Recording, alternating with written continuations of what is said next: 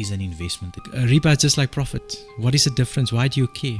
Live our lives governed by Sharia law. Investments are governed by Sharia law as well. There has to be an element of risk. You're saying not having risk would make it not Sharia compliant. If people feel that they can't trust it, we'll just stick with our conventional. Okay, let's convert it from a conventional fund to a Sharia fund. To excite our viewers, it's a massive opportunity that we're looking at. I was thrown in the deep end, literally. There were some racial tensions as well. I used to stutter. You would never say no. Very smooth. My remuneration was either 1 consist or 2, depending on what was left over. Was your pay? That was my pay. Why should people be investing their money?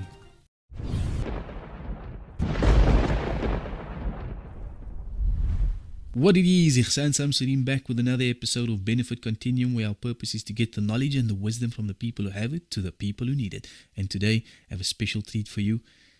Abdul Aziz Davids. Assalamu alaikum wa rahmatullahi wa barakatuh.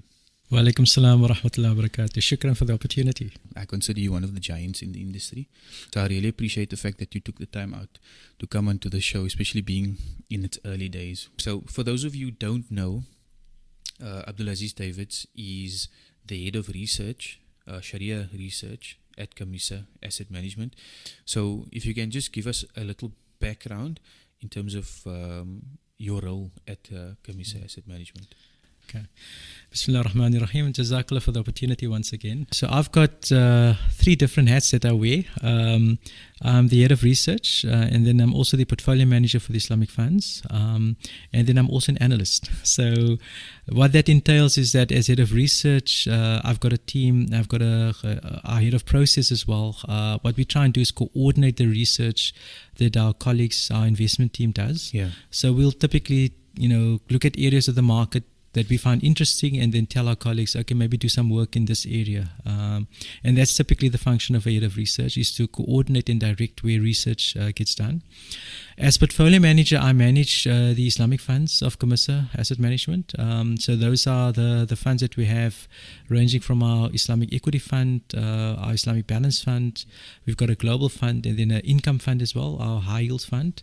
So that 4 or 5 funds that I manage. And then as an analyst, my passion and my day job, I think, is to also look for opportunities. So doing research on various markets, various companies, to try and find investment opportunities for our funds as well. What I think is nice here is talking to you is that the people, the beneficiaries watching, can now see that for those working in the corporations where they have pension fund and they can select which funds, and they see Kamissa or Kamissa Asset Management, they can now see this is the face of the person that's making sure that their money is growing. And That's right. Alhamdulillah, you've done well based on what I've seen and heard. Today is obviously about you and your journey towards Islamic finance, and that's what I want to get into a little bit, because a big part of this podcast is also to inspire the youth. Yes. And we need, in the Islamic finance industry, I believe, more youth to come into this. So if they can see the journey of the older generation, to see what is the steps that they've taken to get to where they are, because you kind of have to carve your way into the Sharia divisions or departments in this, let's say, in the conventional space. Yes. So where I want to start the podcast or this episode is a little bit on your history and where you come from, where you grew up, the area and so on. You don't have to go too deep into family, because I know it can be a little bit personal, but just to give people an idea and a sense of where do you come from and a little bit about who you are. I think I've got a very uninteresting background. Probably most of your viewers will probably fall asleep after the first 5 minutes. So I grew up in a place called Belhar, which is close to UWC. I think many of our audience and viewers might be familiar with UWC. You've got the 2 major universities predominantly. I mean, Stellenbosch is a bit far away. So we've got UCT and UWC. So between the 2 of them, I think the vast majority of graduates probably gravitate towards UWC as well. So Belhar is about 4 kilometers away from UWC. And that's quite important, because initially I was actually a UWC student. But before we get there, my background, as I said, is fairly uninteresting. Grew up in Belhar. Which part of Belhar, did I say? What they would probably call the old Belhar, close to Belhar High School. So I attended Belhar High School as well. And we sort of attended school just prior to 1994, so the late 80s, early 90s. And that was a tumultuous period in South Africa's history. So we had those 5-month stayaways and boycotts and all of that. But I think that really shaped me in terms of giving me determination in trying to see clearly what we were up against back in the 80s, and then really trying to make a success of life. What was the schools that you attended? Primary, high school? So primary school, there's a school in Biala called Bellevue Primary School. Okay. So I can't even remember when I finished. So back in the day, they still had the standards, so standard 5. Yeah. So effectively, you're grade 7. I think I finished grade 7 in 1988. Yes, 1988. And then 1989 went to high school, and then matriculated in 1992. So from Biala High School. And initially, as I said, the plan was to go to UWC or to UCT. UWC was first to give me a full scholarship. And the initial plan was to study to become a chartered accountant. I think, when you're at school, career guidance counselors and your teachers, they always say, okay, you're smart, either doctor or accountant. So, and I couldn't stand the sight of blood, unfortunately. So it was a bit squeamish. So numbers was the way. And initially, like I said, I spent about 3 weeks at UWC because UWC, that stage started earlier than UCT. But then in sort of beginning of February that year, 1993, UCT sent me a letter to say that we managed to secure you a full scholarship. And that was through the British government. So again, 1993, prior to 1994, the elections and all of that. So that was quite important because there was no way my father could pay for tertiary studies. My father worked for the municipality. He had 5. I'm one of 5 kids, so 5 kids to support. And he always said, look, you guys can go study, but you need to find your own way. And that's why it was quite important for us, and my brothers as well at that stage, and later my sister as well, that we needed to work hard to secure funding. And bursaries was the way to go.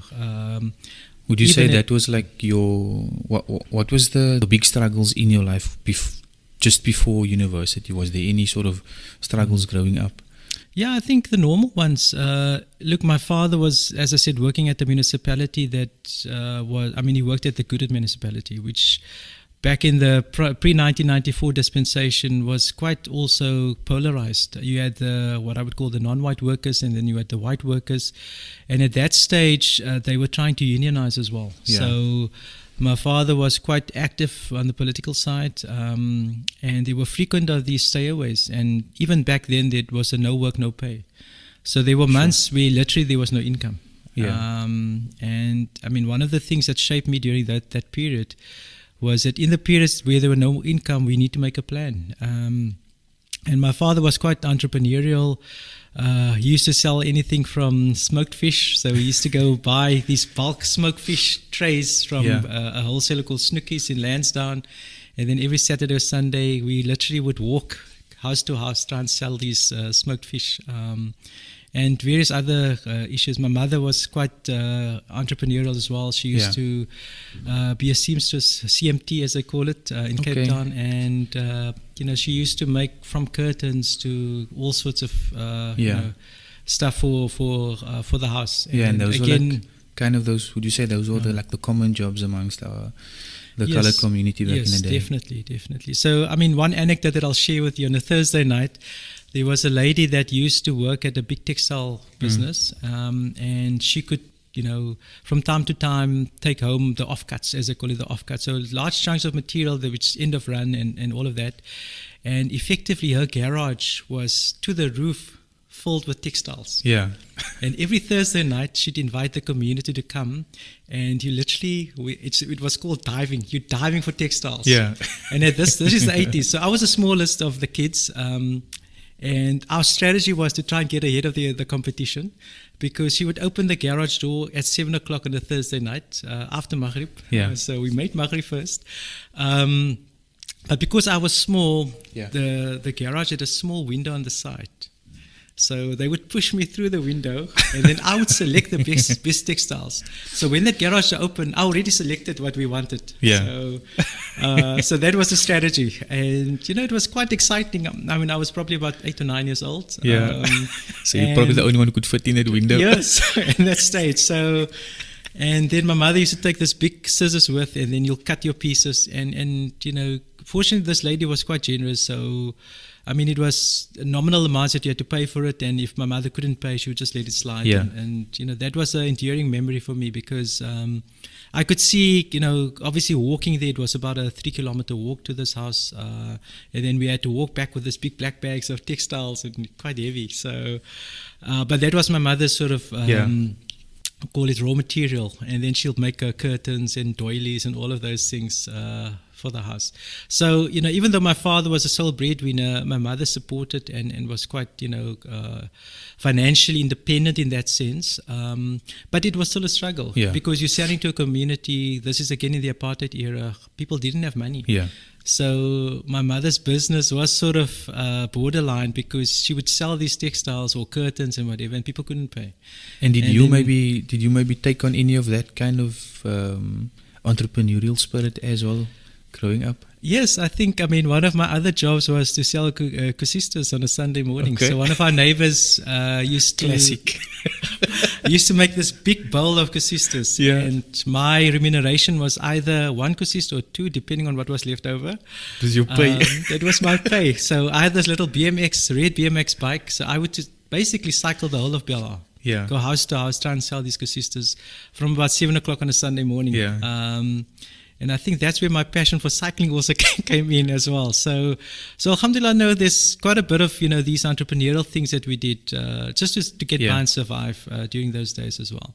So I think, that shaped me in terms of even today. I love entrepreneurship. I'm involved in quite a few, I wouldn't say very successful businesses, but really to try and give a hand out and help out people that are struggling and be entrepreneurial as well. And I think what is quite important was that in the field of chartered accountancy, to get the numbers, to get to grips with accounting, those are the basic skills that one needs to first of all be a successful entrepreneur, but then also to make sure that you can actually, understand and value businesses as well. And I think that was quite instrumental in shaping me as to where I am today as well.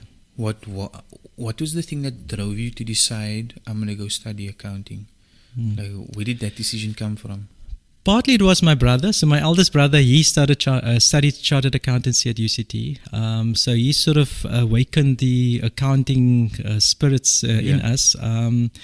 And so that was part of it. But also, like I said, this entrepreneurial thing, my father, to his credit, he studied bookkeeping part-time on his own time.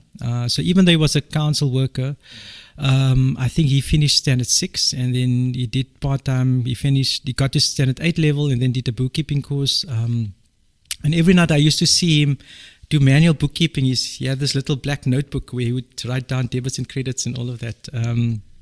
And that I also found quite interesting. You were exposed to it then already. This is before your older brother inspired you. That's right. And I can mention just one anecdote. When my father passed away about 10 years ago, we went through his stuff and he literally had these black books, probably like a A5 book, going back to the 1960s.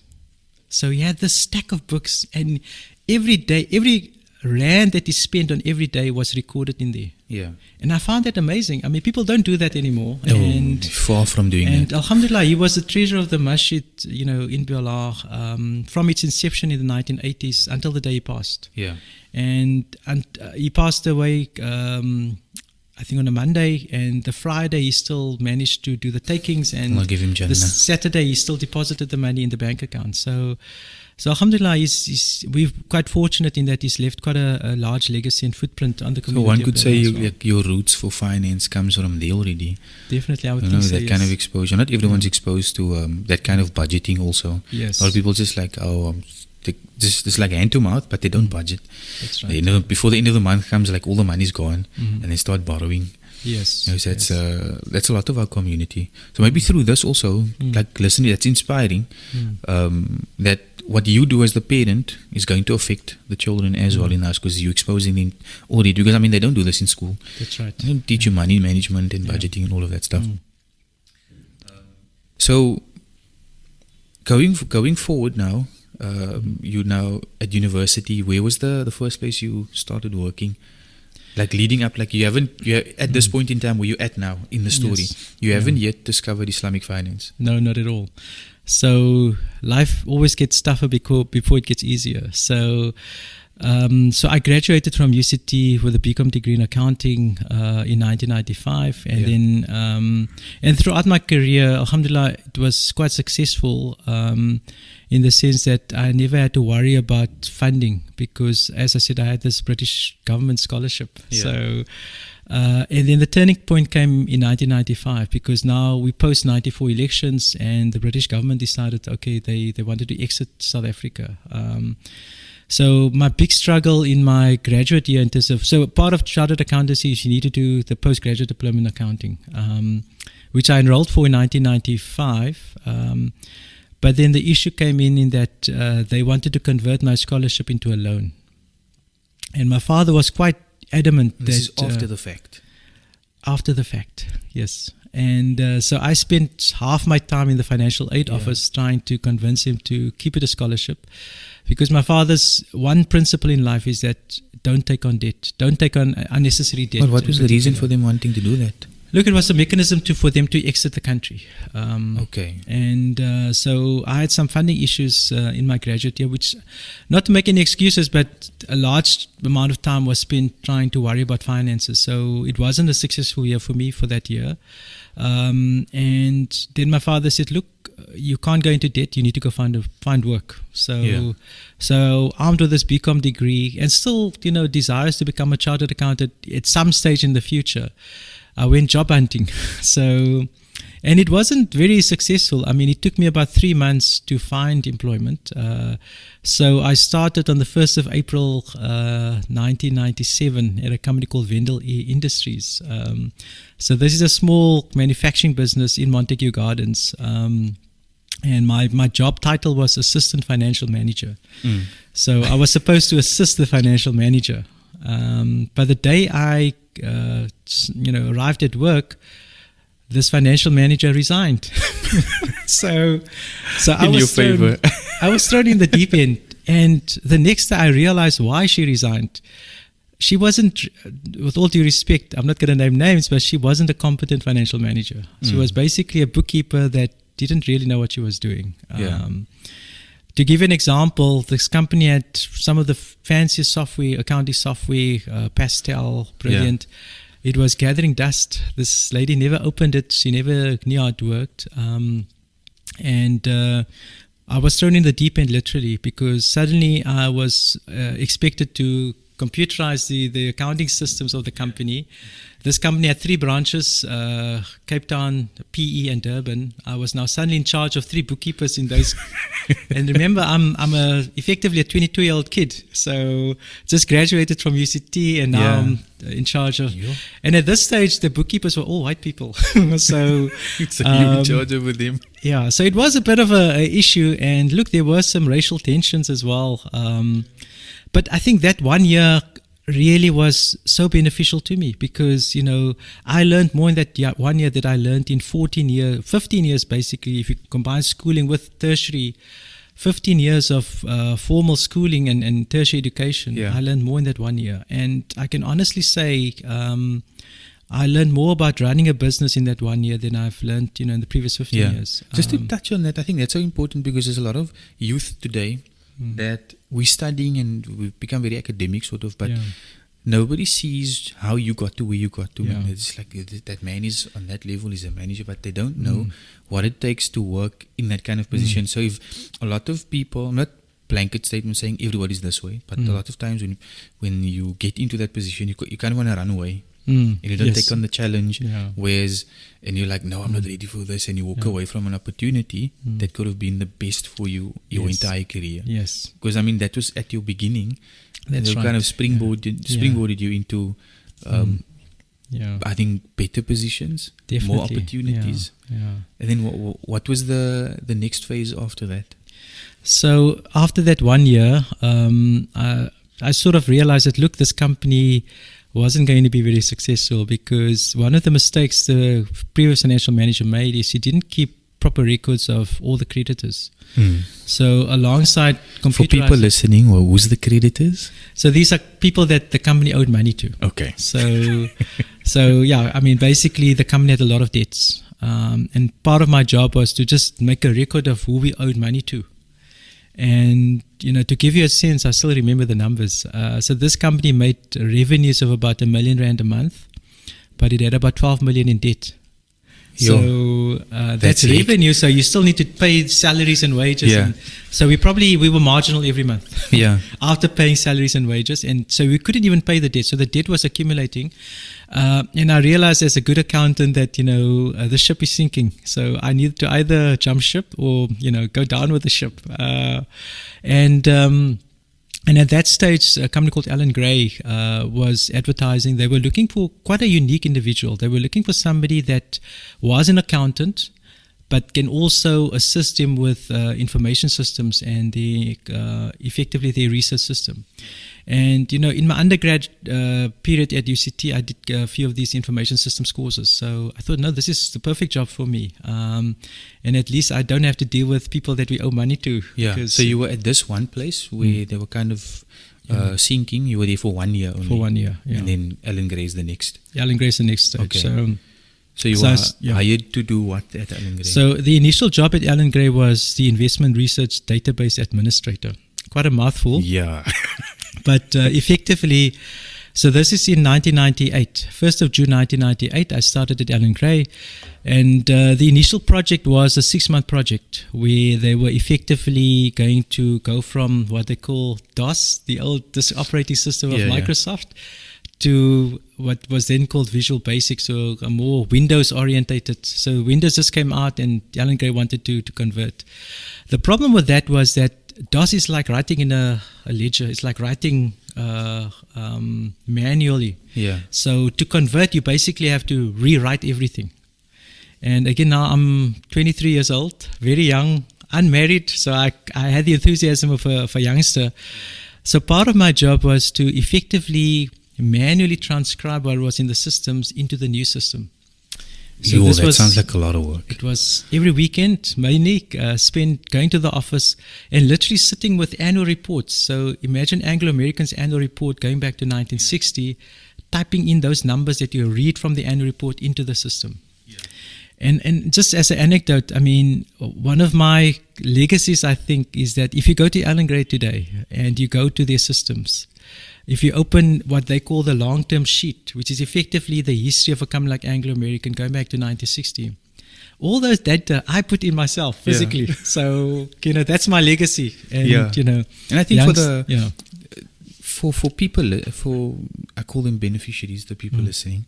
So for the beneficiaries, look at the amount of work that went in. Because sometimes we look at people they're at a certain level and we're like they think it's easy to get there. I'm going to work for 5 years, I'm going to be there. Yeah. Look at how much work went into it. In working weekends and putting the hours in. Yeah. So they sort of look at where you are today. You're driving the Merc, you're driving the Mercedes, you're driving, you have a big house, you have exit. It's not like that happened overnight. Yes. Yeah. Like look at the sacrifices that you made for the company, and then and there's a legacy that you left behind. Also, they kind of remember you for that. But look at, for me, it's important. I'm just thinking, even for myself, like sometimes we feel like the little bit of struggle we went through, and then we want to give up. And I feel like then I start to feel silly with myself that no man, I can do more. If he was doing that back in the day when there wasn't even technology, he kind of had to manually do everything, and he still got to where he is today. Then what still do I have to do today in order to get where I want to be? Yes, I think that's my takeaway from what you're saying there. But okay, you can. Yeah, no, I think that's very important because I'm involved in the recruitment as well. And, the one thing that I've learned in asset management and finance is that not all of us, I mean, I didn't know what a share was until the day I joined Alan Gray. Yeah. My father never invested. We didn't have a culture of investing. But I always say it's an acquired taste. It doesn't mean that, look, it's a head start and it's an advantage if your parents have invested, if you've invested before. But it's not a requirement. I think the two most important requirements if you want to succeed in asset management is the ability to work hard. And, you must have a genuine, I think the word passion is overrated. You must have a genuine interest in what you're doing. Yeah. People always say you need to have a passion for investments. I think it's difficult to have a passion for something if you don't know what it is, what it's all about. I didn't know what finance was all about, but it's an acquired thing. So that's why I say, one of my mentors at Allan Gray was a music teacher. She didn't have a background in finance. Yeah. She did an MBA and did the CFA afterwards. But I always say that, being a maths sort of fundi and genius is not a prerequisite to succeed in this industry.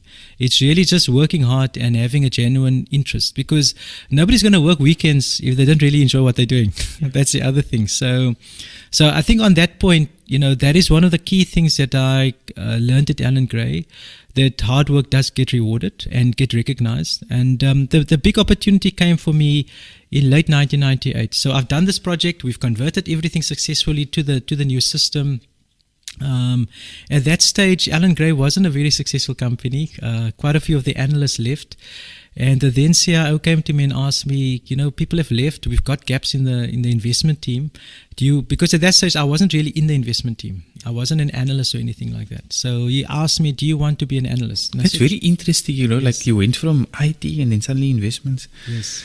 And it was quite interesting, because one of the things that I picked up was that people were relying on me for information. Because remember, I had all the numbers. I inputted all these numbers. Yeah, like you started studying accounting, finished accounting, right? Yes. Yeah. And then went to a company, got thrown into the deep end, Yes. and now you're doing information systems. Yes. And then yes. suddenly for those people listening, investments is not the same as accounting, right? That's right. Very So different. now you're going into another new field. Very So at the different. same company, but still it's another challenge. Yeah. So what happened? So in November 1998, he came to me and asked me, "Do you want to be part of the investment team? The only requirement is that you need to do CFA." And I don't. What is CFA? I've got no idea what CFA. But it can't be that difficult. Yeah. So again, I said, "Yeah, sure, why not?" And then they enrolled me for CFA, and the exam was the following year in June. So again, bearing in mind, I didn't even know what a share was which was like 6 months earlier. So again, it was thrown in the deep end, but I found the CFA so interesting, so fascinating. Alhamdulillah, I managed to get through all 3 levels on the first attempt, which is rare today. I mean, many people struggle with CFA. And it just grew from there, because suddenly I was the most senior person in the investment team, because many of the other guys left. I was a custodian of the information research system. So everybody came to me for information. And I think, with a bit of hindsight and humility, I added quite a lot of value to the Allan Gray's research process at that stage. So I was there for about almost 10 years, 9 years and 10 months. But throughout my journey, one of the things that I got exposed to was Islamic finance. And in late 2001, I approached the then founder, Mr. Allan Gray himself. Who I had a very good relationship with, in the sense that he used to come to Cape Town from February to March every year. I used to prepare his packs. He had to have a pack of all the companies. And because I was the administrator of the information, I was the one preparing his pack. I would sit with him. We'll go through the packs. And so I had a fantastic relationship with him. Just one anecdote. He had a flat in Camps Bay, and he invited me for supper the one night. And he traveled with his own butler. So he lived in Bermuda and then come to Cape Town February to March every year. So his butler phones me and said, "Look, I know you're halal, so there's not going to be any pork. There's not going to be any wine. What can I make you?" And I said, "Okay, let's go with fish." And he made this fish, and he said, "No, he's going to buy special utensils, brand new stuff." Wow. And he made this amazing sauce with that fish till today. I mean, this is 2001. It's 23 years later. I've never had a sauce like that. Yeah. In 23 years. And it's still the best fish and sauce that I've ever had. The butler's still around. I don't know. He's probably passed on. Kamissa. So, but I mean, that's the type of man Allan Gray was. He was way ahead of his time. He was genuine in the sense that in Allan Gray, in the initial years, we had this long table similar to this, where all the staff could sit together and have lunch. Yeah. And he made a point of coming to sit with the staff and have lunch with him. Even though he was this billionaire, he was very down to earth, and I had a lot of time for him.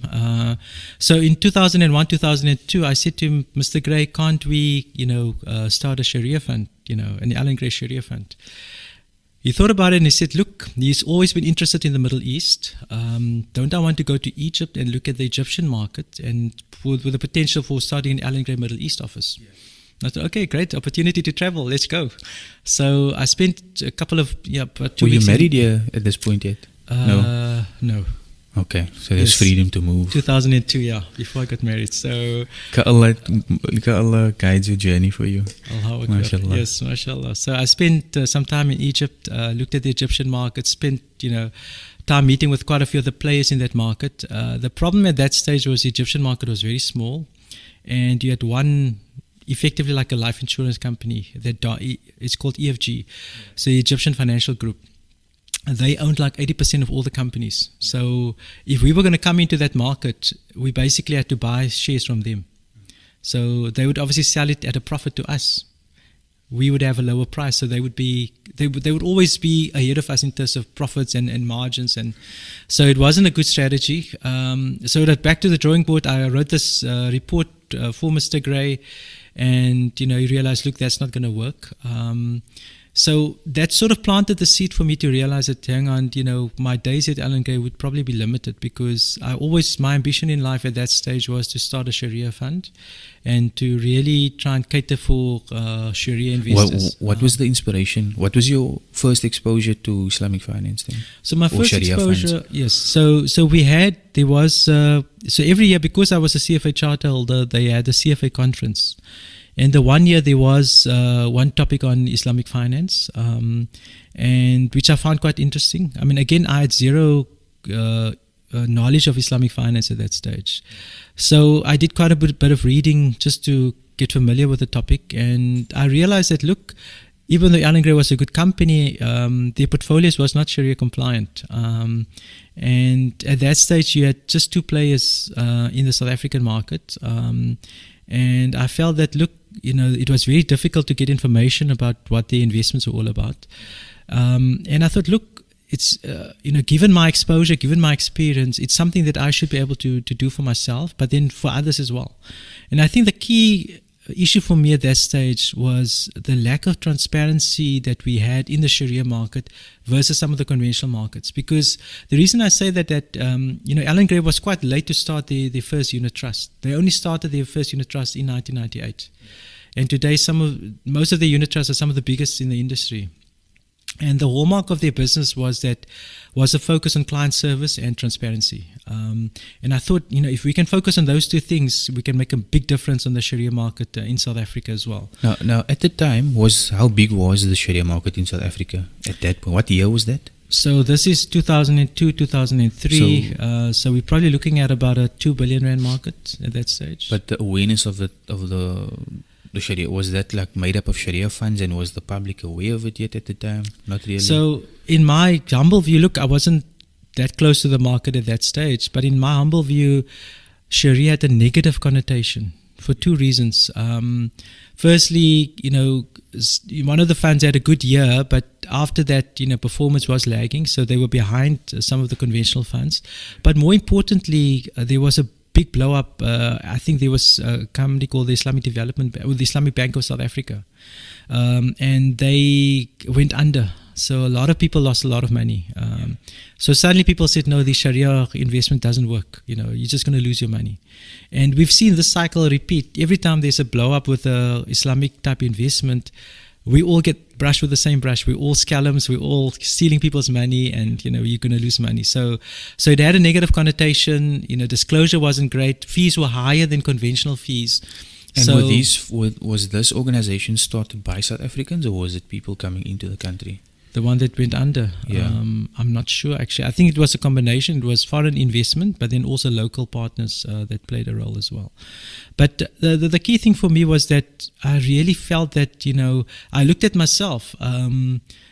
Most of my money had to be invested in our Alan Gray funds, because that was the policy of the company. And I thought, if there was an alternative, then definitely we could unlock a lot of the latent money that's there in non-compliant funds and invest it in Sharia compliant funds. And to this day, I think the biggest opportunity for us in South Africa is to take people from conventional funds into Sharia funds.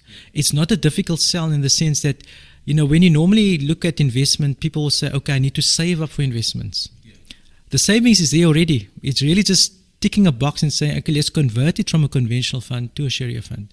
And we'll talk about the numbers, but I think that's really, to excite our viewers, it's a massive opportunity that we're looking at. You were now exposed to Sharia funds, and that was Alan Gray. So when did the move happen to Kamissa Asset Management? Yeah, so in late 2002, I did this presentation to the Alan Gray board, saying that, if you look at the opportunity in South Africa, we could do an Alan Gray Sharia fund, and it could easily reach about R1 billion. Yeah. And Mr. Gray at that stage said, look, our ambitions are much bigger than R1 billion. And to his credit, most of the Alan Gray funds are much bigger than that today. But I realized that, look, my time, and I've probably reached the glass ceiling. So I was a senior analyst at Alan Gray at this stage. I was part of the senior investment team. Yeah. I was assisting one of the portfolio managers on his portfolio. But I knew that I wasn't going to be a fully fledged portfolio manager, just given the dynamics at Alan Gray. But also my ambition wasn't to manage conventional portfolios. Sure, it was always to manage Sharia portfolios. No, at that time, what was the... So you've discovered that there's a need for it. Also given all the failures previously that you've mentioned, what did you have to then do in order to educate yourself on Sharia and what is Sharia compliant in terms of investments and Islamic finance? So I think that the next 3 years were quite instrumental for me, because I did a lot of reading, Mufti Taqi Usmani's books on Islamic finance. I got a copy of the IOFI handbooks. So IOFI is the organization that sets the standards for Islamic financial institutions and Sharia compliant funds as well. So there's a lot of self-study that I did, a lot of reading. There were a couple of courses that one could attend to and that could have been done, but I preferred to do self-study because I could work at my own pace.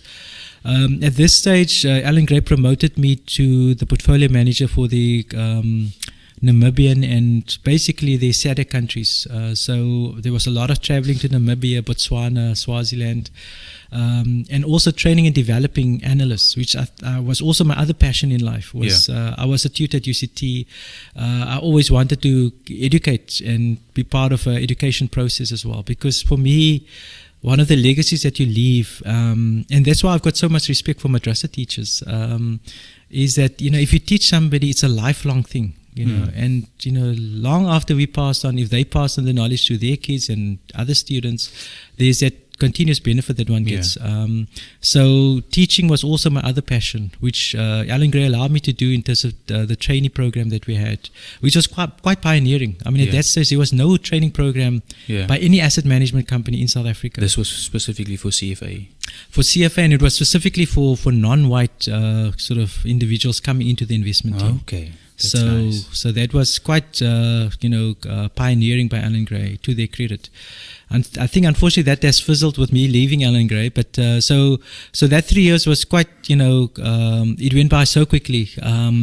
But by 2007, I was approached by Kamissa. It was actually called Kamissa Asset Management at that stage. I remember that. And so the CEO of Kamissa, I said it was a 7-month romance. We tried to convince me to join. Look, it was a much smaller company, and the biggest obstacle was my wife. She said, "Look, this is a small company. Do you think they're going to survive? And you're quite well entrenched at Alan Gray." And I said, "Look, part of it is that you need to be entrepreneurial. But also, I had a precondition. My precondition was that I'll join you guys and take a massive pay cut as long as we can start a Sharia business." And to Kammissa's credit at that stage, they agreed to it. Kamissa was the man's name or the company? So Kamissa was a company. So Kamissa was part of the Kamissa group of companies. So it was started in 2001. It was a joint venture between the Kamissa Trust, which was something that was set up by Archbishop Tutu. And Kamissa means peace in Tswana. So interesting, eh? Yes. I didn't know he was involved in it. He was involved. He was critical to it. So he was the patron of the trust until his passing. Yeah, it's really interesting. So again, I must go and read up some also. So Kamissa was set up in the 80s as part of the empowerment and education of black youth in the townships. So again, this resonated with me because I needed to find out who's this Kamissa, what it's all about. And so, the thing that struck me was that, most asset management companies are owned by individuals or families. You had a company that was effectively owned by a trust, where some of the money, the profits that were generated was going back into the community. And for me, that is quite an important thing as well. When you get up in the morning and go to work, knowing that some of what you're doing and some of the profits that you're generating is going to poor, people and uplifting communities. This is what Bishop Tutu set up through his trust. Yes, It's amazing. MashaAllah. The 1980s. I mean, the Kamissa Trust is still going today. All that has happened is that they've sold their shares that they had in our business about 2 years ago. And as part of the condition of selling the shares, they said, look, Kamissa is our name. You guys must find your own name. And after a bit of a search, we came up with Kamissa. Kamissa, as we call it in the official industry, basically is a Khoi word that the old name for Cape Town is Kamissa or Kamissa, and it means place of sweet waters. So and we definitely have that here. Yes, lots of streams and rivers coming from the mountain into the sea as well. So that name change happened about 2 years ago, but the company is still fairly unchanged. So this year, in fact last month, we celebrated 21 years of existence. So the company has been going for a long time. And the time when you came in, how long were they in business? So I started basically in January 2009, late 2008, beginning of 2009. So you were very early on. They weren't yet 10 years old. They were not 10 years old. Okay. So we still had a big 10-year bash later. 2 years later. So, and in which year did they start the Sharia fund? In 2009. So July 2009. So when you started. It was 6 months of hard work, but it took us 6 months to launch our, that's at Kamissa, but now Kamissa Islamic Equity Fund. So you were actually the pioneer behind the Sharia fund that is here today. That's right. Because, look, that was one of my... I thought you were just working here. You came here, they hired you, and you just, this was your background, and you started building on here. But know that you're the pioneer, it's very, you see what I mean when I say you're sitting in front of a giant in the industry. MashaAllah, Allah bless you. Alhamdulillah. No, I think, it was hard work because remember I came from a research background. I was an analyst, portfolio manager. I didn't know how to interact and set up a fund, for example. Yeah, for me, what's amazing, look how Allah took you from where you were to Sharia fund, or head of Sharia, or research. Head of research as well. At the company. It's amazing. MashaAllah. It's inspiring. Alhamdulillah. Hopefully it inspires somebody. Some of our viewers, because look, there's I think, in this industry, certain tasks and certain activities might appear daunting. But only if you grasp the nettle and really harness it, can you achieve it. And I think, just to give you one anecdote, at school I used to stutter. And one of my biggest nightmares was... You would never say no, no? Very smooth. On a Monday morning, we used to have oral. Yeah. So you had to go stand in front of the class and speak about the topic. So Sunday night, I can't sleep. My stomach is going and 5 times to the toilet. And one of the big things was, when I was made an analyst, because I could see what the analysts were doing, presentations. And, Alan Gray was quite an intimidating space because you had very old senior portfolio managers. You have to stand there. Back in the day, I don't know if you can even remember, you had these overhead projectors with transparencies. Yes. Then you had to put on a transparency and that stuff. So you had to prepare a transparency pack and then present it to the team, and then they fire questions at you. And I was sitting there this is seriously intimidating. How can I do this? And luckily we had an HR manager at Alan Gray, and she said, look, I want to take this job, but I'm scared of going up there and all of these senior white oaks are going to really drill me. And she said, don't worry, just make sure you know your work. And I'm going to sit with you. And I had a few sessions with her, just, elocution sessions and how to pronounce and giving me confidence, which I really, again, what we try and do at Kamissa is to really give our analysts and trainees that exposure as well. Yeah. Because, public speaking doesn't come naturally to anybody. It's a combination of confidence and experience. And that's something that I think is quite vital. And they don't teach you this at school. If my teacher at primary school was to say that, okay, we're going to teach everybody how to do public speaking and take you through it, and then you do oral. Instead of just throwing in the deep end and say, tomorrow you talk about your cat. Yeah.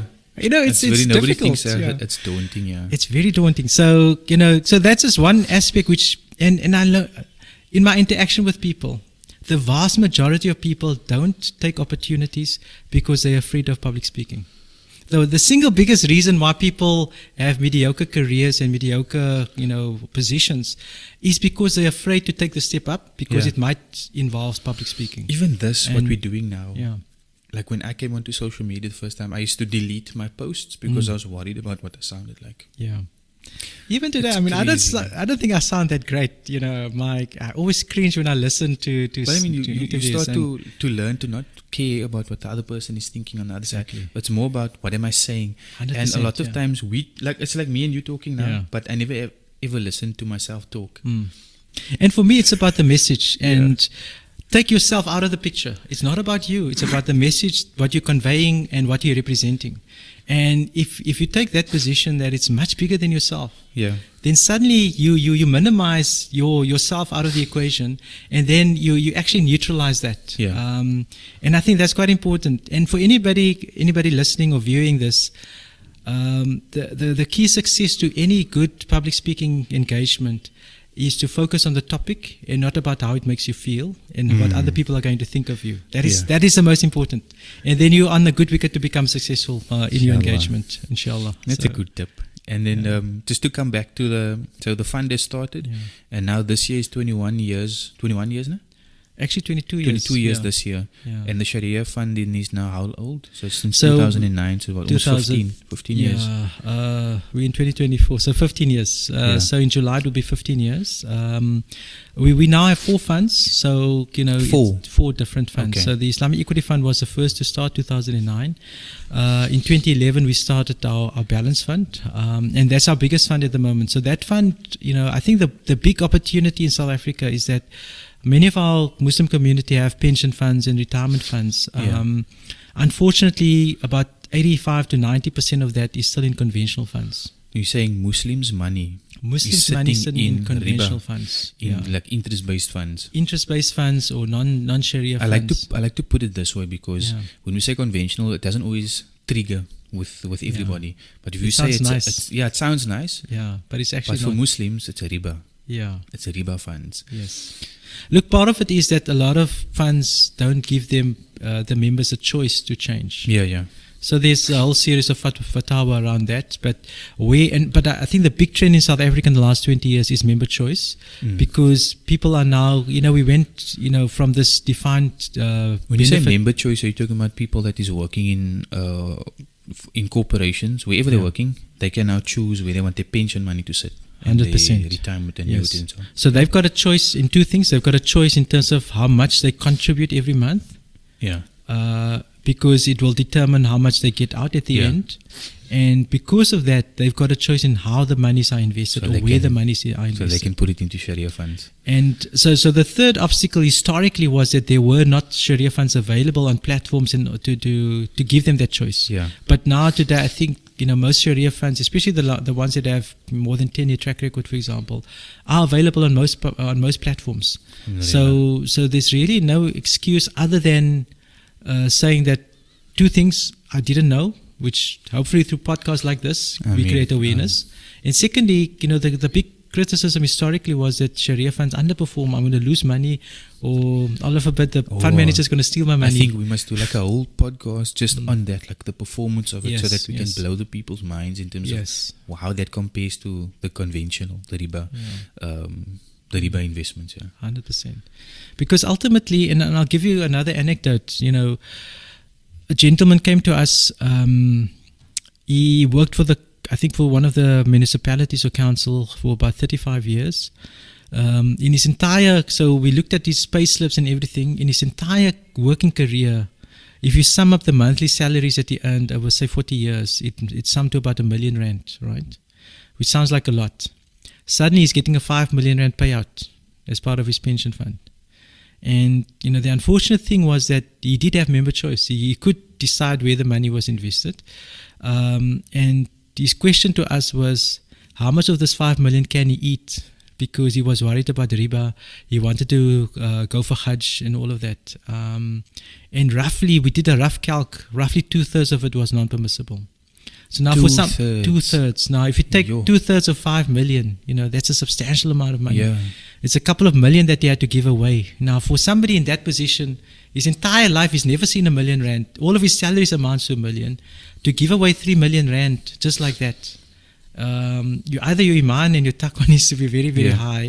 But also, he was quite elderly. He had chronic conditions. He knows he was closer to his qabr. Now, to have to make those decisions, might have been a little bit easier for him because of that. Exactly. But, if you had the opportunity to make changes much earlier on, you can avoid that situation. Yeah. So that's the thing with the awareness. When we were at the Islamic Finance Conference that iConsult hosted, that everybody spoke about awareness. And this is one of the big reasons why I started this podcast, is to drive that awareness. And if people just aware that, look, because I sat with a lot of clients when I was doing wills and so on, then they're like, no, they didn't know that they can actually choose for the funds to go into a Sharia platform. This is the vast majority of people I sat with a lot in like 3 years. But to get into the meat of the topic, and I think we got a nice background of you and where you come from, so people can see that, that you didn't just, that the people I'm getting on this podcast is not just anybody on the street. It's actually people that has walked the mile, that has the experience. In fact, you come from an industry or you come from a space where you weren't initially in it, and then you started walking into it. Now, the meat of the topic is what is investments and what's the Sharia perspective on that, and what is being done currently in the industry for Sharia compliant investments. But I think now we went like through your entire phases now, because now we're at Kamissa and you're currently working at Kamissa, and you've done a great job, an amazing job, like pioneering that for us. Because now our people that don't know, you actually gave us options for when we have pensions and so on, provident funds that we can now invest into this funds as well as an option. So for those listening, you can now go and research this. The other thing that I think we have to talk about, maybe not in this one, because I want to get into what the investment is and the definitions of that, is how you clean the money, you sort of purify the money when there's riba involved. Because you spoke about he had 5 million, he had to give 2/3 away. Well, the reason for that was for him to purify the money, because you can't use the riba. But just to get into, I think we can shift now into the meat of the topic, which is what I want to start with. What is an investment? Like I sent you an email, and I know we might not be able to cover everything, but I think just the main one is like, what is an investment? The definition of an investment, maybe even linguistically for people to understand what it is, and what the difference is, I guess, between an investment and a saving. Okay, let's talk about that. I think for most people, anybody that works or is an entrepreneur and have an income, I think that's where you need to start, because people, you either work and you get a salary, or you sell stuff and people pay you for your goods and services, right? So you now have something called income, either salary or revenue for sale of goods. So now this income, what you do with it is quite critical. You can either spend it and, pay your bond or pay, groceries or whatever, or you can save it. Now, saving is quite critical because alhamdulillah, today there's a whole host of savings products that are Sharia compliant that one can put money in. But savings is a part of investments as well. And simplistically, the definition of savings and investments. So savings is the money that you put away. Investment is what you do with that money that you put away. Simplistically put. And investment, it sounds like a fancy word, but effectively what an investment is the opposite of expenditures. So when you buy groceries, you're going to consume that groceries in 2 days' time or a month's time, it's gone. Right? Yeah. Investment is something that will give you something back. I don't want to use the word return because that might sound confusing. Like keep it basic, I like keep that it basic. So effectively, you're going to put money away in savings and put it into something that will give you something back. Yeah. So effectively, you're going to get something back. So again, you're not doing me a favor by putting money in our funds. You're doing yourself a favor. So that's a critical thing. Effectively, there's an additional benefit that's going to accrue to you, or something that you're going to get out from putting money into an investment. Yeah. Now, investment has two types of what we call returns, or something getting something back. It can either be an ongoing benefit or return, or it can be a once-off benefit or return. And a good example is what I look at in terms of the Sharia market in particular. You get people that want to take high risk, so they say, let me buy this building, I'm going to sell this building again in the future at a higher value. So that higher value represents your initial sort of money that you put in plus the profit. So that profit is your return. And I think most people understand that that's a fairly logical concept. In investments, it's exactly the same thing. We invest in companies with the view that we're going to sell it in the future at a higher price, and we're going to make a profit. That's one aspect of return, or investment sort of return. The other component is where an investment gives you ongoing benefit, ongoing returns. And the best example again is where people would buy a property, they rent it out, the tenants pay rental, you're getting ongoing benefit. So then just for my clarity, once off is what, yearly? Or depending on the duration. You could wait 1 year, you could wait 5 years before you sell. Okay, so it's like a lump sum benefit. A lump sum benefit. Or a lump sum amount that I get back from my initial investment. Yes, that's right. And then the ongoing is on a monthly basis, I get something. Is it just monthly, or is it quarterly? It depends on the underlying investment. Most of it is monthly. But that's is that what you mean by ongoing? It ongoing, could be, the definition of ongoing could be monthly, quarterly, half yearly, or even yearly. Or yearly. Yes. That's an ongoing. Ongoing. Okay. Yeah.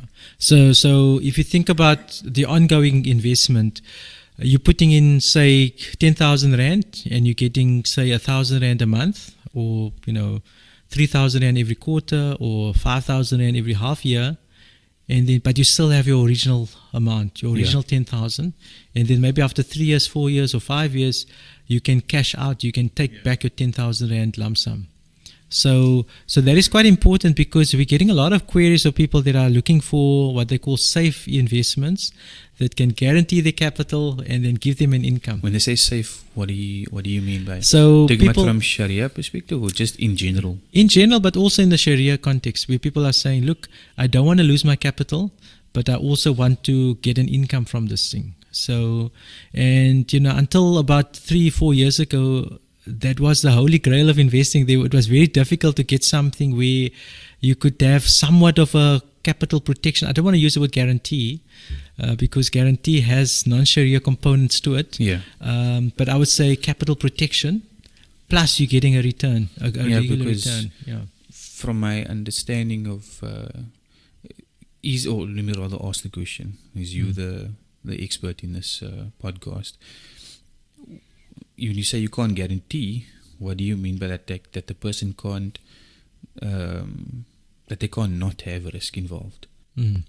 So the beauty of Sharia investing is that there has to be an element of risk, and there has to be risk sharing. So I can't have, I can't let you assume all of the risk and I accrue and I get all of the benefit or return. That is what they call asymmetrical. It's not, that makes it not Sharia compliant. We both need to share the risk. That's interesting. Yes. So having risk, you're saying not having risk would make it not Sharia compliant. Look, risk is something that one can manage and that one can minimize, but there will always be an element of risk. Otherwise, and then the best example I can give you is, which is no longer that relevant, by the way, but if you buy a government bond, and our government is probably more risky today than it was 10 years ago, just given the finances. But the global example I can use is if you buy a US Treasury, a US 10-year Treasury, you will probably get your money back because the US government can just print dollars, and there's a lot of dollars in the world. So that is an example of a safe, risk-free investment.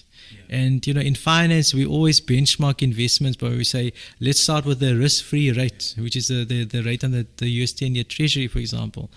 But that makes it not compliant because the problem with interest and with money lending traditionally, and why it's not compliant, is because the guy that is basically lending you the money, because he knows he's going to get his money back, and then he charges you an interest rate on top of that, that is effectively asymmetry, because you now All have the to risk. Yes, and you as the borrower, you're under undue pressure, because you now have to you're compelled to pay him back his money, and on top of that paying a return as well. So there's no asymmetry in terms Does of he carry a risk? Well, the risk is that you don't pay him back, and then he'll do all sorts of things to you in terms of to get the money. To get the money. So I think so that's why we say that in a Sharia compliant environment, even the highest capitally protected investment, there needs to be, and there is an element of risk and uncertainty as well. Now, the definition we gave now for an investment, just looking at the word, would it be the same from a Sharia perspective? I think Sharia, you will start with that basic building block and then add a layer to that and say that just like we are required to live our lives governed by Sharia law, investments are governed by Sharia law as well. So the same things that we can't do in our normal, ordinary day-to-day life, which is not drink, not eat pork, all of those things, the same thing applies to your investments as well. So the investment is still the same. We're looking to put in money somewhere, get a return either monthly, regularly, or at the end, which is what an investment is. But on top of it, we're going to say that because we are Muslims, we're not going to put the money in those things that we are prohibited from eating or investing or participating in, so meaning, which is alcohol, gambling, all so of you those wouldn't things. invest the money into companies.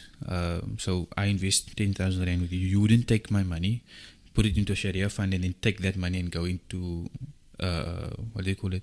South African breweries. Yes, yeah. Because that wouldn't be Sharia compliant. Sharia compliant.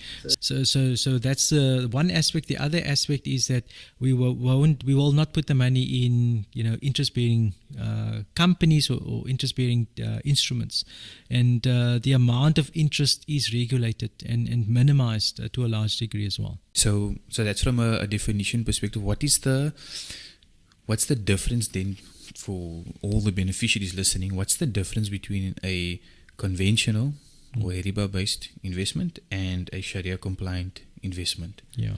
So really basic. So the key difference is that Sharia-compliant investment complies with all of the rules of Sharia.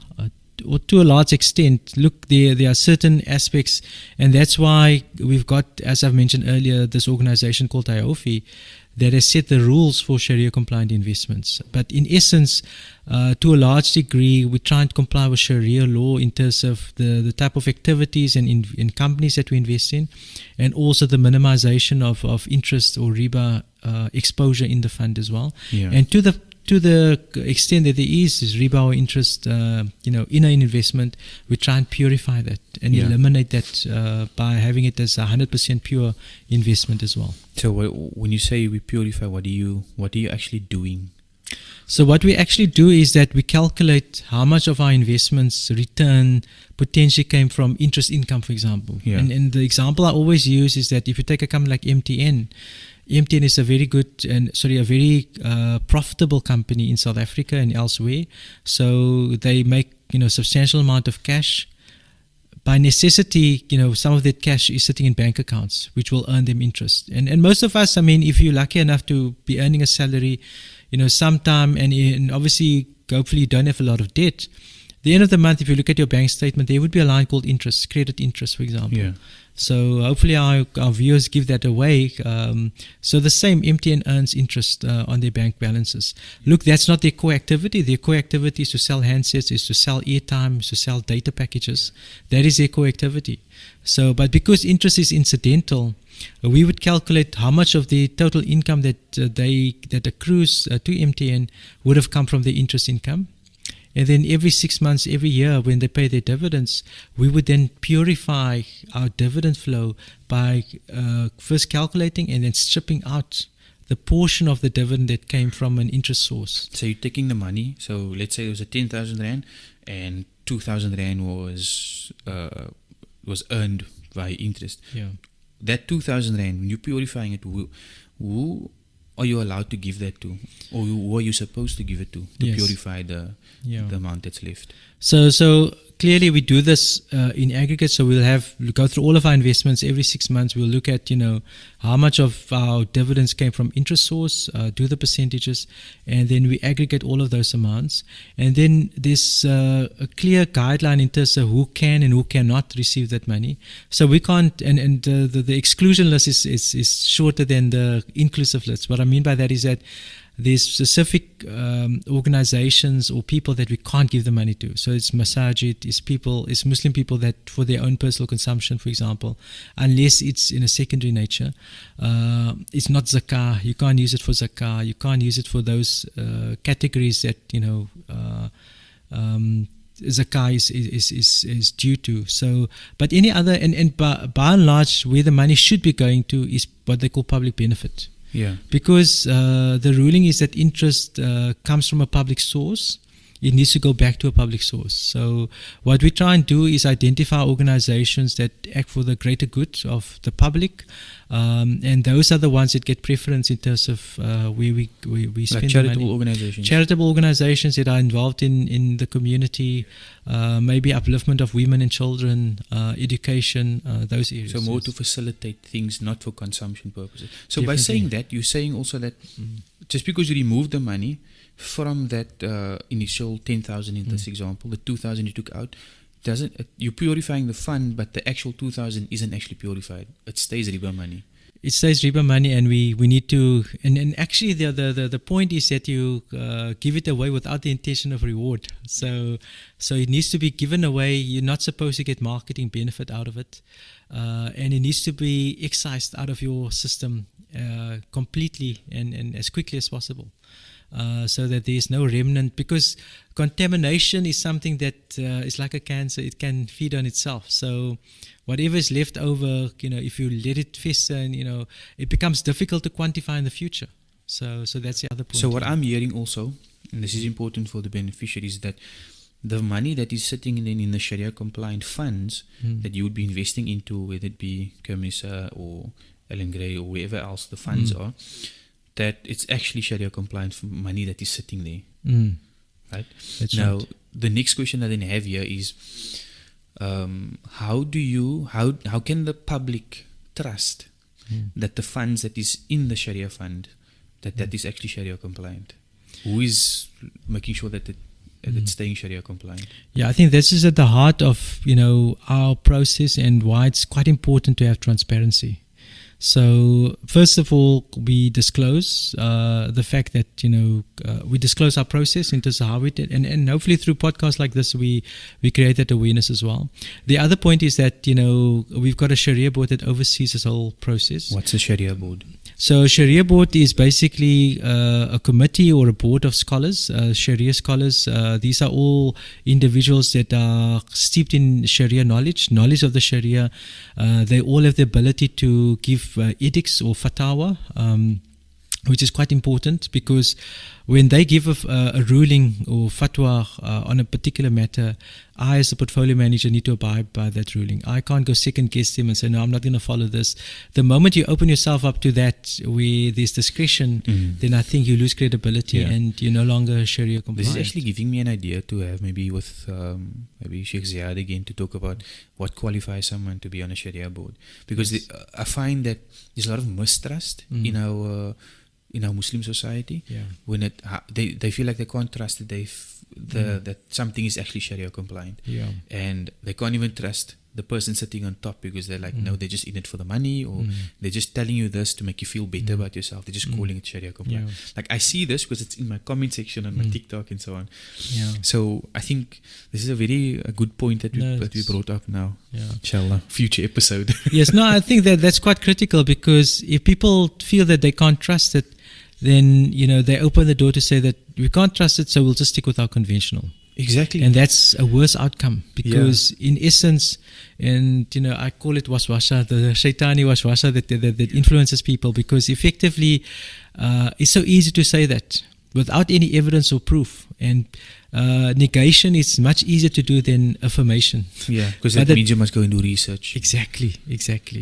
But it's easy to just say. What I find is, like, sometimes people, they hear what you say, and because it doesn't make sense to them based on what they've heard previously, it's like, no, it can't be.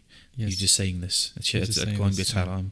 Yeah. Stick to the. Then they tell you stick to the Sharia and speak to scholars that are actually educated. And I'm like, you're talking about the man in the video and they're making an assumption that he's not educated, and you haven't even done your research to find out who he is. This is why I when I do the podcast, I like to do the introduction of the person, where do they come from, what have they done. So it sort of breaks any notion of in the minds of the people listening that you don't know what you're talking about. Yes. Yeah. And I think just on that point, I think one of the big issues that we have is that this relationship of trust. And what you find is that typically people will say that I don't trust this person because, I don't know him. Yeah. Which is more an indictment on the individual in terms of lack of knowledge or lack of awareness. And the one thing that I find in Sharia investing is that the more you read, the more you learn, the more you realize that there's so much more to learn. That's the first aspect. And I think what is also quite important is that, we're talking to a community where education is quite needed and quite important as well. But then juxtaposing that and offsetting that is the very powerful da'wah that we're doing in the Sharia market. I'll give you one anecdote. When we speak to companies that we invest in, let's take, and I'll use Woolworths because Woolworths is a unique company. For a period of time, it was Sharia compliant and it's become non-compliant. But, just the mere fact that we engage with Woolworths and say to Woolworths, look, we need to find out how much alcohol sales you've done. We need to find out how much non-halal meat you've sold. They were blown away because they said never in their history has anybody asked them this question. And is that really an important question for them? And it creates that awareness, and they suddenly realize that actually there's a segment of our shareholder base, because we are shareholders when we buy a Woolworths share, for who this is important. And they started disclosing this number. I mean, you take the retailers like a ShopRite, for example, and Spar is another good example. You go to Spar and you say to them, look, you've got your Tops, your liquor store. How much of your revenue come from Tops? And how much of it comes from selling these non-halal meats? And suddenly they're blown away and said, is that important? And they get impressed with our religion and they start making inquiries. And that is a form of da'wah that we have. So even though, let's assume we achieve nothing, we don't achieve a single person investing in our Sharia funds. The fact that we've engaged with a company like that, a non-Muslim company, non-Muslim sort of managers, they become very impressed because they see for a religion to have such a level of detail and requirements for an investment. No other religion has that. Look, some of the other religions might have that as a requirement, but we don't see that being practiced today. Where from the Jewish faith or the Christian faith, people will ask how much of it is, look, they actually consume these things that are not permissible for them. So that builds, it's a form of da'wah for them as well. So for me, what gives me a lot of comfort is that people might have that criticism and say, these things are not compliant, we don't really care. But for me to go through that exercise of engaging with investing companies and saying to them, actually, this is important for us. This is what our religion requires us to do. And that becoming a form of da'wah, then I've achieved my objective. That's amazing. That's truly, that's amazing. That can be used in that way. And they can then see how intricate it is, the Islamic finance. And look, Sharia is broad. This is just one aspect of it that we're talking about. And I'm highlighting how the intricacy of, or how much detail they are, let me rather use that, how much detail there goes into the study of Islamic finance, because people listening, they would comment maybe on this video, or they're commenting in my TikTok when I'm talking about basics on Islamic finance. They would just give their opinion without having studied. Look how much detail goes into it. That even companies like that we would say is non-Muslim, even they blown away about by how much detail there is in Islamic finance, and how much focus there is in making sure that everything operates according to Sharia, and Sharia is very deep. Yes, we can't just say Sharia compliant and then it's just riba. There's a whole lot of other aspects to it also that I would say makes something Sharia compliant. Yeah, I think so. So linked to that, transparency is quite important. So the analogy that I always use is that, we've got quite a few halal certification boards. So you've got MJC, you've got Sana, all of these organizations.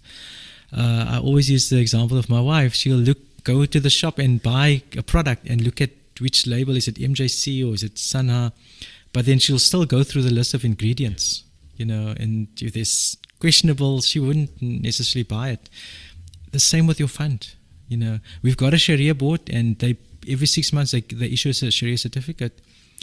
But the onus is still on you as an investor to make sure that it's compliant by being able to assess independently what are the ingredients, what are the holdings, what are the investments that are in that investment.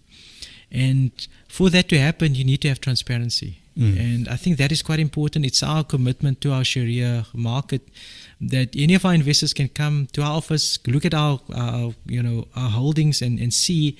We've got a very detailed Sharia holdings report where you can see the screening criteria that we use, the ratios, all of that. And they can even come with their calculators and recalculate and do that as well.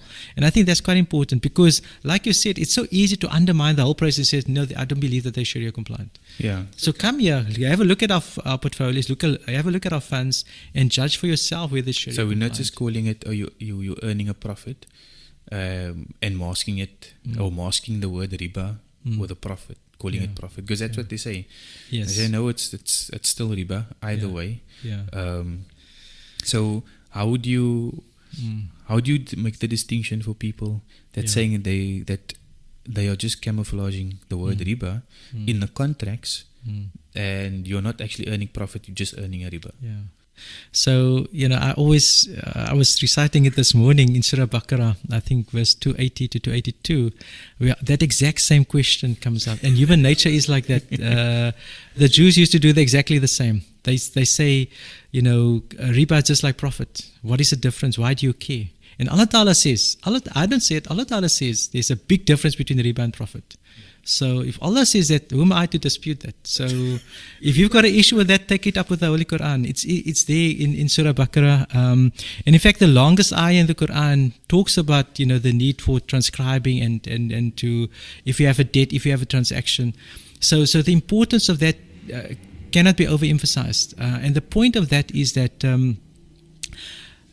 at some level, what is actually such a mundane thing, cannot be overemphasized, is something as simple as intention.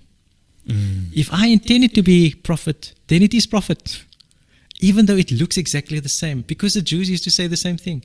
You pay me this, I pay you this plus this. But that's riba, that's interest. But actually the structure is different. I buy the house, I sell it, I buy it for $1 million, I sell it to you for 1.5 million. That 500,000 is profit.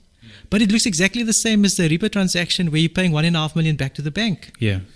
But the format, the transaction, my intention was to make a profit. It wasn't to make riba, for example. So those nuances which seem so insignificant and so immaterial, but Allah Ta'ala talks about it in Surah Baqarah. So we to come and say no, but it's the same thing. So obviously structure is important, the way this transaction is set up. But that's the beauty of Sharia compliancy. It's not a prohibitive, Sharia is not a prohibitive thing. It's a permissive thing in the sense that it's always trying to look at how we can accommodate, human behavior, how we can accommodate transactions to make life easier for everybody. Yeah. And the beauty of it is that if we comply, we get rewarded. If we don't comply, we will be punished for it. So yeah. So this is the question I actually wanted to ask earlier. It came back to me now. It's like, why should people be investing their money? From a Sharia perspective, why should they be investing? Okay, I think let's take it a bit back and not just talk about why people should invest in the Sharia way. Why is it important to invest in general? I think on Wednesday we had the inflation numbers came out, and I'll explain what inflation is, because for most people it's such an abstract thing, and it's something that doesn't resonate with them. But if you look, I'll use my Kamissa example. So I used to sell Kamissa. It cost the lady probably about 5 cents to make. We were selling it for 20 cents back in the 80s. Yeah. Show me where you can find a Kamissa for 20 cents today. I think the cheapest Kamissa is probably 3 rand. Yeah. But that is effectively what inflation does. It devalues the purchasing value of money. But it's not interest, eh? No. Inflation isn't interest. Inflation is not interest in the sense that, no, it's not. It's basically the general cost of goods and services and how it's increased. So what people need to do is protect themselves against inflation. Now imagine back in the day, you had 1 rand, your 1 rand could buy you 5 Kusistas. Today it's going to buy you 1/3 of a Kusista, maybe just a few crumbs. But if you had kept that 1 rand under the mattress, effectively you would have lost out massively in terms of what you could buy with your 1 rand. Yeah. And that is what we need to do. Investment is important because you need to grow the value of your money to keep pace with the value of the goods and services that your money can buy. And that, simply put, is what we need to, at the bare minimum, we should need to save against. And the reality is that, inflation over the last 20 years, and we did this exercise, given that, our community and everybody in South Africa is going to the elections next month.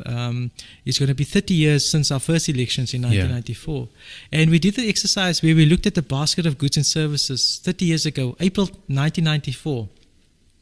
In April 1994, a basket of goods and services for a family of 5, right, cost 728 rand, right? Sounds like very little. For the month. The groceries, a monthly grocery bill for a family of 5, 728 rand. Guess what that same basket costs in February this year, 30 years later? 5,000? 5,200 rand. That was close. Now imagine you said, okay, this basket, yes, it's a huge. Yeah. So 30 years ago you had 730 rand. You said, okay, this is sufficient for us. I'm going to put away 730 rand under my mattress and I'll come back in 30 years' time.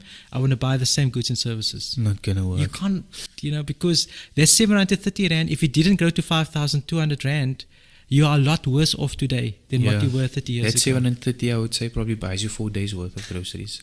Definitely, yeah. So that's the essence of why people need to invest. Just because the cost of living, as people know, inflation, all of those things, so you just goes up and up and up. You're saying that investing, I never thought of it this way. It's very interesting to me. So you're saying investing is to counteract inflation. That's right. Because to my understanding, when you're investing money, then there is a percentage that it grows by. Not to be confused with interest. Yeah. But there's a percentage that your business or your investment is growing by. I think just as a last point for this podcast, because I think we're going on almost an hour and a half. So when your investment is growing, it is growing by a percentage, or there's a number to it. So people get confused when they see 10% growth, but there's on a Sharia one, but there's also 10% growth on a riba-based one.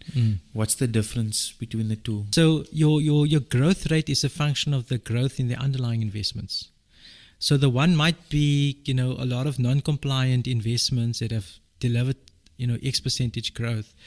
One needs to look at the underlying investments, whether they're compliant. When you say underlying, you're meaning what your money is invested into? Yes. So I'll give you an example. In our Islamic Equity Fund, we've got about 40 different investments. From MTN, like I've mentioned, we've got companies globally. We've got a company like Bodycoat, which is a UK-based company that does, coatings, for example.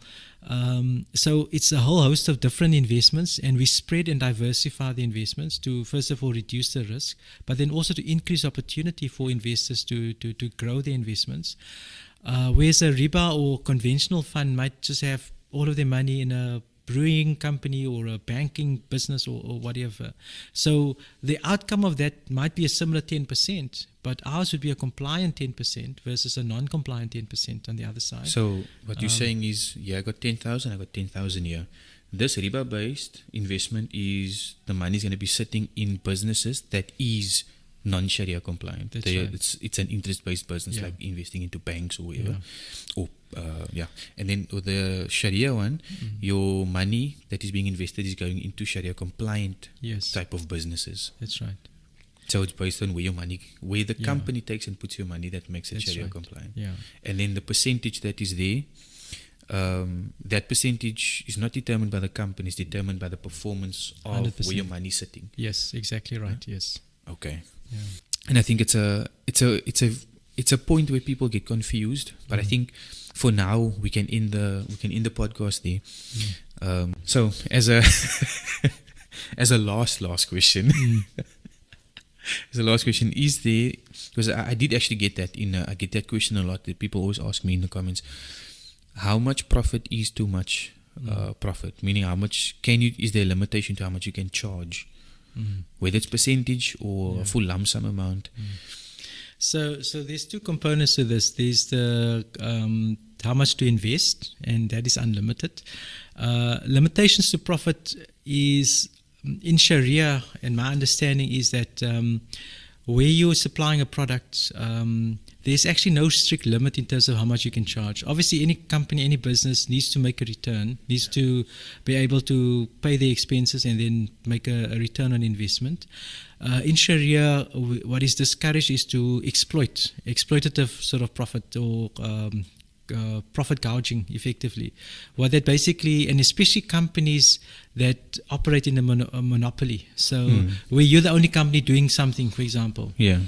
If you charge an exorbitant fee and make what they call super profits, that is frowned upon in Sharia.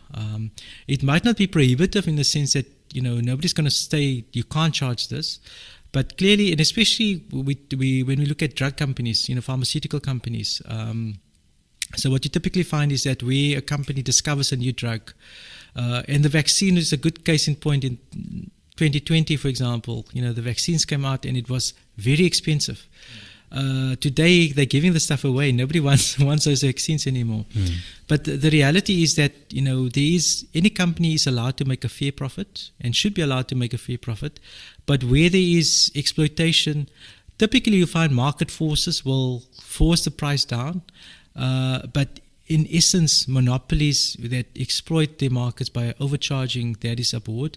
We clearly steer away from those sort of markets. I don't think there's a single investment that we have where there's a company that dominates its market and then charge an exploitative sort of and price. So that's sort of market point, and just between yourself, let's say I was selling you something, is there a limitation in terms of how much I can charge you that will make it not Sharia compliant, or can I charge you any amount? You can charge me any amount. It's up to me to accept that. So in Sharia, and this is also what makes it Sharia compliant, it needs to be willing buyer, willing seller. Yeah. If you hold a gun to my head and said you will pay me this amount, then that's clearly not compliant. But if I voluntarily agree to your price, then that's how the market is made. Whether you've doubled or trebled or quadrupled your profit, that's up to you to do. Obviously, you need to be able to sleep at night knowing that you've exploited me to that extent. But I am a willing participant to the transaction and willing to pay that amount. And there's actually numerous hadith on this. The one Sahabi came and he was buying a camel or something, and the guy said to him, "This is the price," and he said, "No, but I want to pay more." So he voluntarily paid a lot more. Yeah. So again, it's up to willing buyer, willing seller. The fact that the other Sahabi made this massive profit is neither here nor there, because the buyer was willing to pay that price. So again, the fundamental principle: there's no limitation on how much profit you can make, as long as it's on a willing buyer, willing seller basis. And this is the essence, because where it's a monopoly and the whole economy, everybody has to buy from that, and they have an exploitative sort of pricing system, that is not compliant. But then monopolies are also discouraged in Sharia as well, and we try and bring in competition into those monopolies as well. Yeah. For now, I think we're going to have to make another episode where, inshallah, if you're open to it, to have another discussion on this, but more looking at the funds, how you manage the funds and so on. Just to give people an understanding of how that works. Because now we know who's the person that is managing the fund and so on, and their backstory, and people can now see that you know exactly what you're doing, so they can sort of trust where the money is sitting also. So that's a big thing. So I think I would love to have that kind of discussion about the looking at the funds and how it performs against the conventional, maybe put up some charts and stuff. That would be really nice to show, showcase to people, especially because Islamic finance is not just for Muslims, it's for anyone. That's an important point. So I think maybe looking at an episode, looking at that, because you're in the field, so I think you'd be one of the best people to talk about that. But for now, we'll end it there. Alhamdulillah, it was a very informative session or podcast, and I think the beneficiaries can take a lot of benefit out of this one. Alhamdulillah, Allah bless this, and whatever good came from the two of us, Allah put lots of barakah in that for the people listening. And whatever didn't make sense, please leave your comments in the comment section below. because I am interested in wanting to know what you think and what your comments are, so that we can maybe look at that and attend to that in a future episode, because the intention is to cater to the layman. Myself, I consider a layman as well. I'm the normal average man on the street, and I need to know how to distinguish between what is Sharia and what is not Sharia compliant funds, so that I can do my finances in a way that is pleasing to Allah. That's the objective of this podcast as well. So, any last words before we end? Yeah, I think this podcast is very, very important. I'm going to subscribe to it after our call here. But I think, we've got such a obstacle in terms of creating awareness. So all of these, type of using social media, using programs and platforms like this is critical to get the message across. So Jazakallah for the opportunity, and we look forward to getting invited again to do another episode as well. Inshallah. And shukran to you for making it the time again. Like, I really appreciate it. This is sort of a startup podcast. Podcast. You sound like slip of the K there. Yeah. So this is it's a really sort of an informal but a startup podcast, and it's to achieve that goal that everybody on that stage that day in May of 2022, the Islamic Finance Conference, everybody sitting on that stage said there's a lack of awareness. Yes. So I'm tackling that problem. Yeah. So inshallah, through this, Allah put barakah in my time to be able to do this, because it's a lot of work. Alhamdulillah. Just like you had to slug it out through the years. Yeah. I think I'm only just starting out, and your story is very inspirational to me that more can be done. So shukran again for being here, spending time, and I look forward to the future episodes. Inshallah. Shukran so much. Assalamu alaikum wa rahmatullahi wa barakatuh. Wa alaikum assalam wa rahmatullahi wa barakatuh. And until next time, peace. I always end off my podcast like that.